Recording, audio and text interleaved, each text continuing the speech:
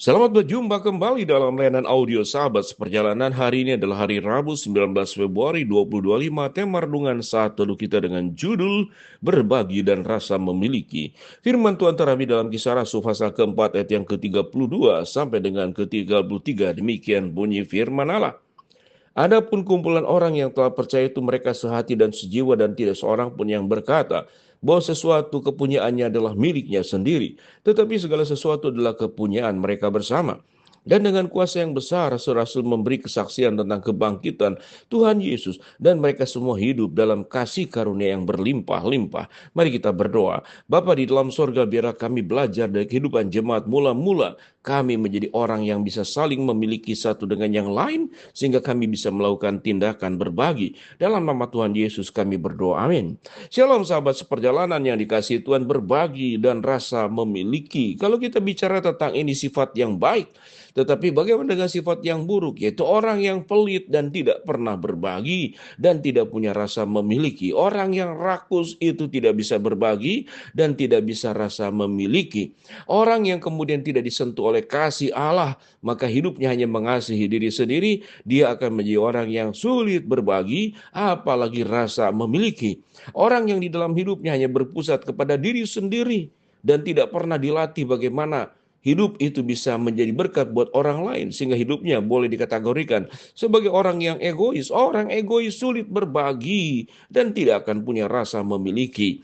Firman Tuhan diajarkan kalau kita sebagai orang-orang yang menjadi orang percaya, kita menjadi terkesima dan kemudian menjadi sangat luar biasa. Bagaimana mungkin orang yang baru saja percaya kepada Kristus, itu yang disebut dengan cara hidup jemaat yang mula-mula. Mereka adalah orang-orang yang baru saja bertobat. Mereka adalah orang-orang yang baru saja percaya kepada Kristus, tetapi memiliki sebuah kehidupan pertumbuhan karakter yang sangat luar biasa. Kita tahu dengan jelas orang yang baru percaya kepada Kristus, orang yang dulunya hidup berdosa, apalagi punya kebiasaan-kebiasaan berdosa yang sangat buruk. Kita melihat ada orang yang seperti Paulus, yang hidupnya sedemikian kejam. Dia suka sekali dengan kejahatan, yang sombong, yang angkuh. Setelah dia percaya kepada Tuhan, dia diubahkan oleh Allah menjadi orang yang lembut, orang yang penuh dengan cinta kasih. Keberanian dan kesombongannya itu kemudian menjadi sebuah diubah dengan kebanggaannya kepada Allah yang sudah menebus, yang sudah menyelamatkannya. Maka kesombongan, keangkuhan kepada diri diubah menjadi untuk memuliakan Allah. Lalu kemudian kehidupan yang egois itu diubah menjadi kehidupan yang penuh dengan kasih dan penuh dengan kelembutan. Paulus adalah salah satu contoh yang disentuh dan dijamah oleh Allah, sehingga dia menjadi orang yang diubah oleh Allah. Demikian juga cara hidup jemaat mula-mula. Tentu yang mereka percaya kepada Tuhan punya karakter latar belakang yang berbeda satu dengan yang lain.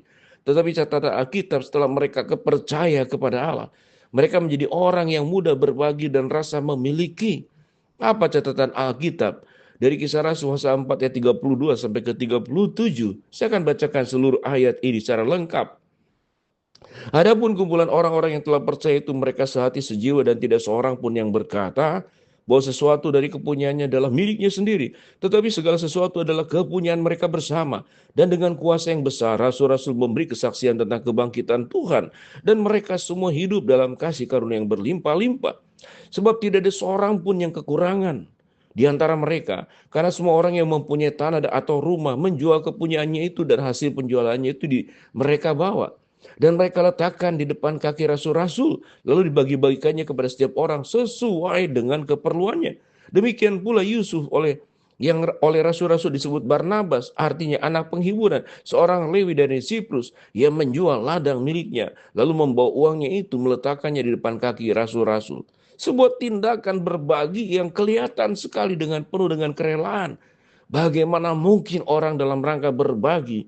Catatan Alkitab mengatakan menjual rumahnya, dan diberikan sebuah contoh seorang yang bernama Yusuf yang oleh rasul-rasul disebut sebagai Barnabas, artinya anak penghiburan, seorang Lewi dari Siprus. Ia menjual ladang miliknya lalu membawa uangnya itu dan meletakkan di depan kaki rasul-rasul. Sebelum berbicara lebih jauh, ada seorang jemaat yang minta didoakan. Lalu dia bercerita bahwa istrinya itu mengalami sebuah sakit yang spesifik. Saya tidak sebutkan sakit apa. Kemudian setelah tahu dengan jelas berapa uang yang dibutuhkan untuk mengobati istrinya yang sakit ini, Maka dia katakan, Pak Pendeta, harga satu rumah. Dia betul. Dia jual rumahnya untuk bisa istrinya sembuh. Sebuah pertanyaan, mengapa orang bisa menjual rumahnya lalu untuk sebuah kesembuhan seseorang? Karena rasa mencintai, karena rasa memiliki. Saya tanya, apakah tidak sayang Bapak menjual rumah untuk sebuah pengobatan istri yang belum tentu juga mengalami kesembuhan karena sakit yang sangat berat? Dikatakan, itu bukanlah perkara yang sulit buat saya karena cinta saya kepada istri jauh lebih tebal, lebih besar daripada cinta saya kepada harta benda, termasuk rumah yang dijual. Dengan ringan hati, ini adalah contoh.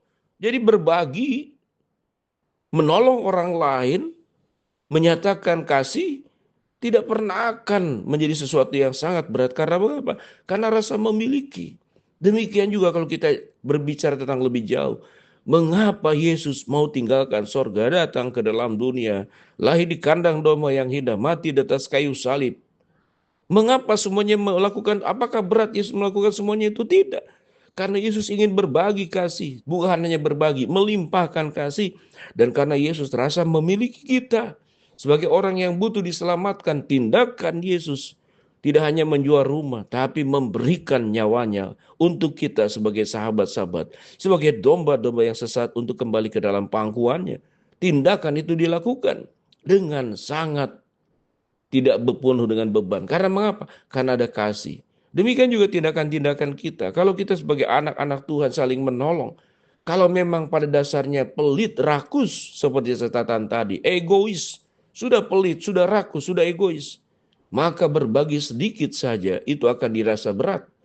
Berbagi perkara-perkara yang hanya untuk diri sendiri itu kita tidak pernah sayang, mengeluarkan makan, dimakan restoran mewah bisa 1 juta, 2 juta. Tidak sayang. Mengapa? Karena engkau hanya memiliki dirimu sendiri. Engkau hanya berbagi buat dirimu sendiri. Tetapi mungkin menolong orang, memberikan nasi bungkus, 2 nasi bungkus di warteg untuk orang yang membutuhkan. Kita mungkin tidak melakukannya. Mengapa? Karena kita tidak punya hati berbagi dan rasa memiliki dan tidak mungkin melakukan tindakan berbagi. Selama kita hanya rasa memiliki diri sendiri, kita hanya akan berbagi untuk diri sendiri. Artinya apa? Segala sesuatu untuk diri dan tidak pernah untuk melakukan orang lain. Menjadi orang percaya tidak hanya kita dikenal sebagai orang percaya.